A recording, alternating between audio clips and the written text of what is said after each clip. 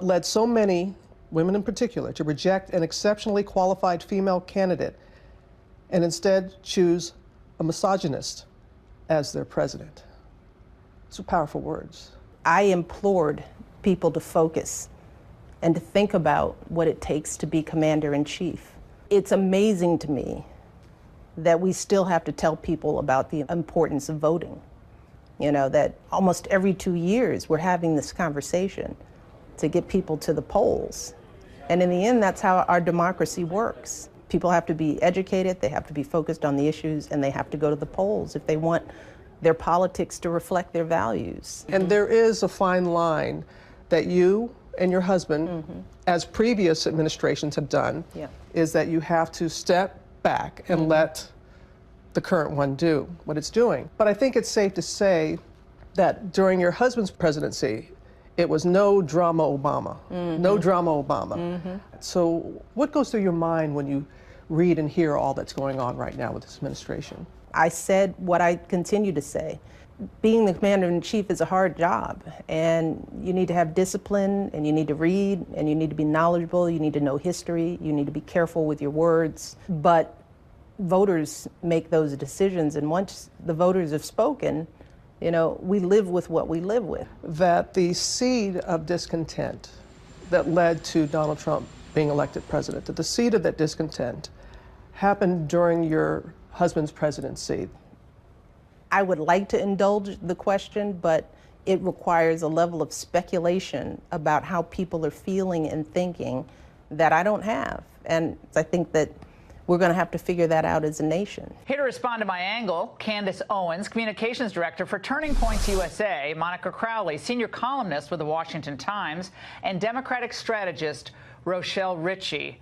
All right, Candace, are these political swipes and kind of reworked, old stories, are they really worth half of the reported $65 million advance that Michelle Obama was paid for her memoir by Crown Publishing?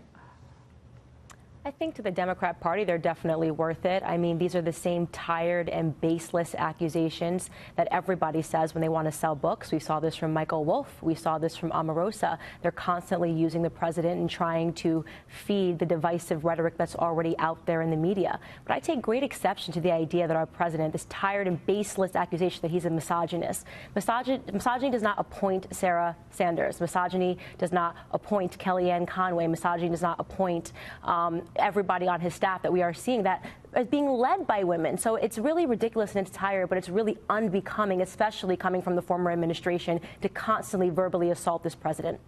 Rochelle, it's interesting coming from someone who's such a global celebrity as Michelle Obama to hear her sound, I would say, rather ordinary in her criticism of the president. I mean, what she said about the president, without necessarily mentioning his name, was what you'd hear on one of the other cable networks any morning, noon, and night. You could pick that line out of the commentary that you hear from all the Trump haters on the other cables.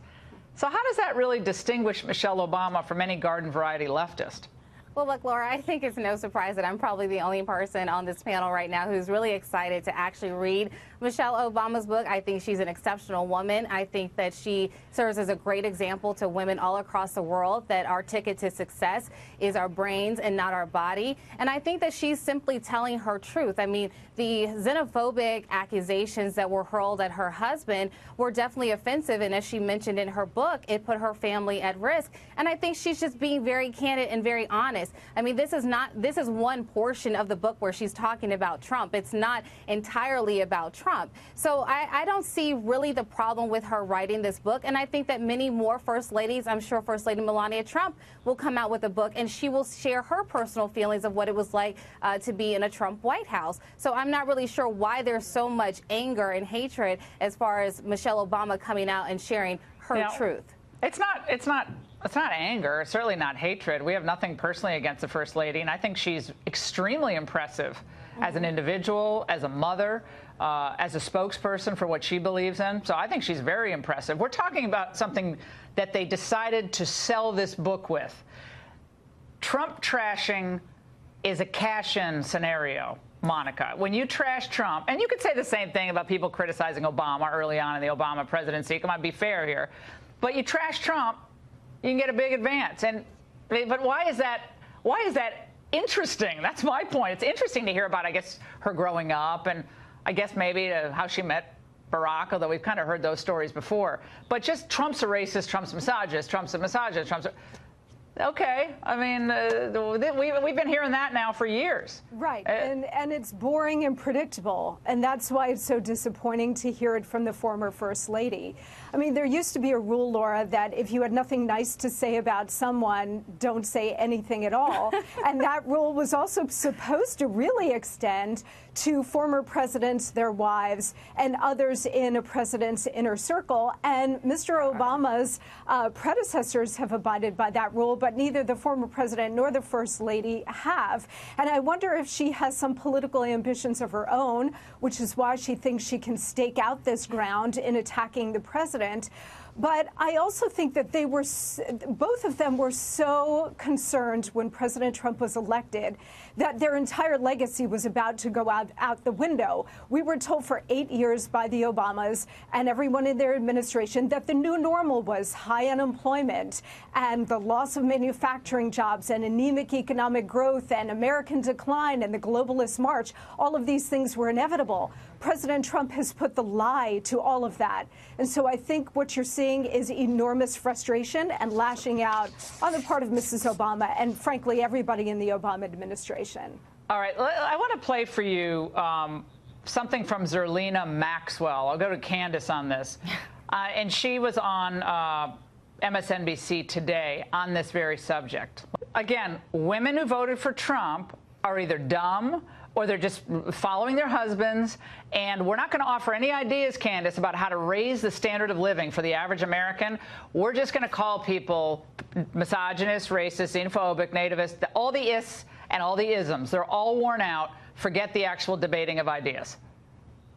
That's exactly correct. And look, you're right. It is frustration. It is fatigue. You know, they're not offering anything of substance. There's no ideological debate taking place. It has been proven now. Okay, if you were apprehensive in the beginning about Trump and his lack of experience in the realm of politics, but it's now proven beyond a shadow of a doubt that this president has been tremendously successful. So at this point, it feels a bit like whining. And I think just as Americans, we're ready to move on from this concept of everybody has to be an ism if they don't think like me. You don't elect somebody because they're a woman. You elect somebody because they're the best person suited for the job. And up against Hillary Clinton, President Trump was a much stronger candidate. He ran a better campaign, and that's why he's sitting in the Oval Office today. Hey, Rochelle, do you think that the press has treated Melania in the same way that they treated Michelle? Well, look, no, I don't think they have. And I can be honest about that. I mean, when we look at how Michelle Obama was treated, she was treated in a very different way. But I think that's because her husband was also not pushing forward a very divisive rhetoric in the press, and her husband was not attacking the press. So, and this is something, you know, Melania is not innocent in this at all either when it comes to this whole birther issue, which she also peddled for her husband. So, yeah, no, they haven't treated her fairly. But at the same time, I think that they're looking at the sort of administration, the sort of rhetoric that is coming from her husband, and is not attractive to them. Are you aware of the polls at the end of the Obama administration about whether the country felt like his 8 years in office had united the country? Are you aware of those, Rochelle? Well, what I'm aware of is that 77% of this country right now, in the polls that came out just before the midterm elections, says that the country feels that they're more divisive. I am aware of that poll. I understand that. But what I'm trying to say, and Monica, I'm sure you're aware of this, that there was a wild percentage of Americans who believe that the Obama presidency was not a uniting force in America. Despite all the promise and the historic nature of his presidency, people felt like the country was more divided and less united and angrier. And this is not like a Daily Caller poll, okay? I think it was AP or Washington Post. Forgive me for not having it off the top of my head. I did it today on radio.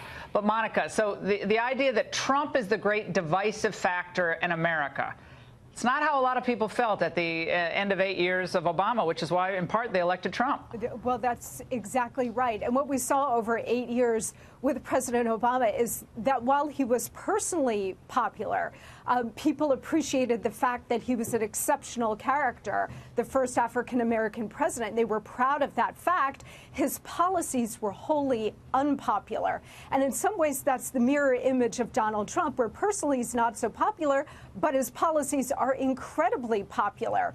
So, you know, and getting back to the Melania issue, any Republican first lady is going to be treated like this, Laura. It's just, you know, a fact of the double standard life in America, unfortunately, and it's really unfair to her. But I think Americans, by and large, are sick of the double standard, and that's why you have continuing support for President Trump, because he's trying to smash it. Well, it's apparent, and Candace, we're almost out of time, but look, I mean, the Bushes did not criticize the Obamas. They didn't. That's correct. I mean, and that's what's traditional. Why would they? Why would they? I'm sorry, I know you're talking to Candace. Because they doubled the debt, because it's respectful. Because we had Benghazi, because Obamacare was a cram down.